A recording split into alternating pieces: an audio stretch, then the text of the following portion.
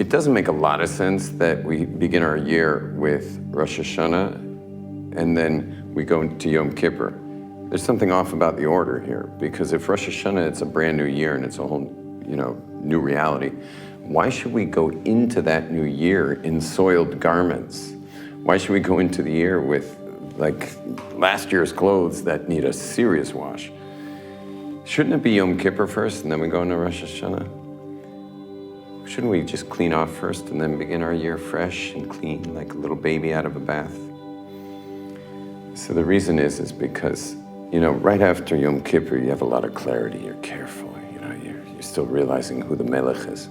Comes Kislev, okay, it's getting a little dark, but you light the lights of Hanukkah and it like relights your clarity on there being a Melech. But as that year goes on, like you get further and further from the light, the colder it gets. And so you start to lose a little clarity. After a while, instead of the crown being on God's head, you start putting it on your head. So you're gonna look at what you wanna look at, and you're gonna eat what you wanna eat, and you're gonna, do what you wanna do. And so after a while, you're kind of crowning yourself. Comes Elul, where, we start realizing, oh my gosh, there's a king. And we start putting the crown on Hashem's head. And we crown God over us. And therefore I crown him over my eyes, and I crown him over my mouth, and I crown him over my ears, and I crown him over my desires. And I make Hashem the king. And comes Rosh Hashanah, 2 days straight of like a major brainwash of just Hashem HaMelech, Avinu Malkeinu, Hashem's the Melech. And it's like we don't stop for 2 days. And what happens is, during this process, you suddenly realize, oh my gosh, there's a Melech. And at that point, you look back at your year and you're like, starting to realize how far you've been from the king, how far you were from Avinu Malkeinu. If I were to ask you what you had done wrong in the middle of Chodesh Av, the Tammuz, you'd be like, I don't know, all kinds of things, I don't remember.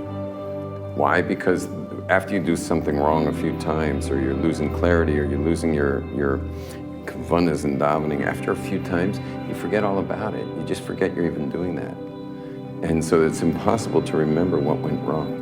But after a powerful day of clarity, after Rosh Hashanah, where you have this like giant wake up, so in that giant wake up, you're now getting that clarity. And one of the ways that this is expressed is in marriage. Is like, for example, imagine a man forgets to tell his wife that he's going to Las Vegas for a convention for 3 days. So at the end of the day, he realized, wait, I never called my wife. And so he calls her and he says, listen, I'm so sorry, I forgot to tell you, but I'll be in Vegas for 3 days.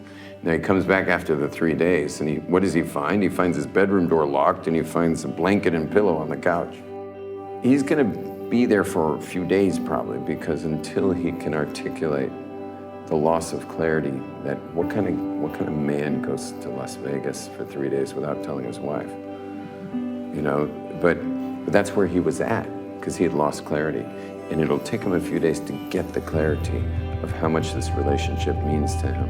And then he'll finally be able to say the words that will get him back into the bedroom. And so it's similar with us, it's with Hashem, it's that we lose clarity throughout the year, and finally Rosh Hashanah comes, we get the clarity. And only with that clarity can you properly look at yourself and say, wow, how far have I been? And when you get that, how far have I been from this awesome king who loves me? So then you can do proper tshuva, shleima, on Yom Kippur.